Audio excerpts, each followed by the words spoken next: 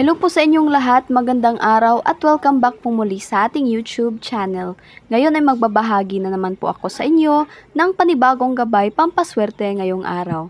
So bago po tayo magsimula, paalala lamang po, ito ay pawang gabay pampaswerte lamang at nakadepende na sa inyo kung maniniwala o gagawin ninyo ang mga bagay na ito dahil nasa atin din naman ang pagpapasya.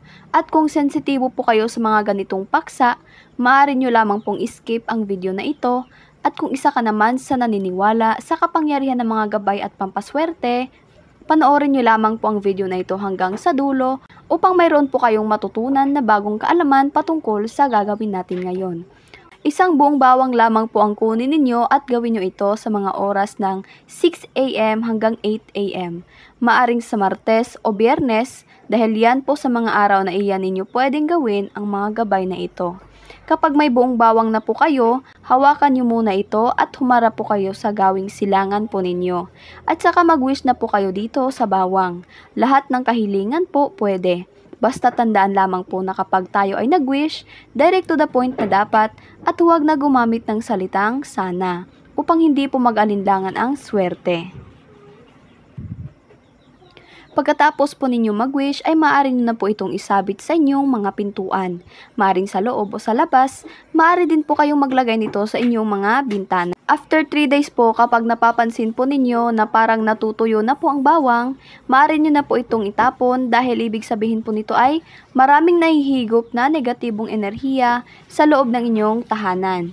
At kapag hindi pa naman ito natutuyo after po 3 days, hayaan nyo na lang po muna itong nakasabit hanggang sa maging tuyo na po ito dahil positive result po kapag sobrang tuyo na ang bawang. Kaya kung napapansin po ninyo sa inyong buhay ay para bang sunod-sunod na mga kamalasan at problema ang dumadating na walang kasolusyon at tila ba ay parang napakailap ng swerte na kahit na anong sipag natin ay parang wala lang, parang dumadaan lang ang kaperahan sa inyong mga palad, ito lang po ang gagawin ninyo. Tandaan lamang po na kapag tayo ay gumagawa ng mga pampaswerte, panatilihin po natin ang magaan na loob at good mood. Iwasang mabad mood po para tuloy-tuloy na pumasok ang swerte. Paalala lamang po, itong gabay na ito ay makatutulong po sa atin upang maging magaan at smooth ang daloy ng swerte at upang gumaan ang ating pamumuhay. Ito po ay proven na swerte, lalo na po kapag kayo ay may 100% paniniwala sa kapangyarihan ng gabay at mga pampaswerte. Tandaan din po natin palagi na huwag natin iasa lahat sa mga gabay at pampaswerteng ito ang ating kapalaran. Dahil ito po ay pawang mga instrumento lamang upang makatulong sa atin na maging positibo ang ating pananaw sa buhay. Higit sa lahat, mas patibayin panawa natin ang pananalig sa Poong May Kapal dahil nasa kanya lamang nakasalalay ang kapalaran nating lahat. Maraming salamat po sa inyong panonood at nawa ay swertehin tayong lahat sa buhay. Para sa mas masaganang buhay ngayong taon, I claim it, I claim it, I claim it.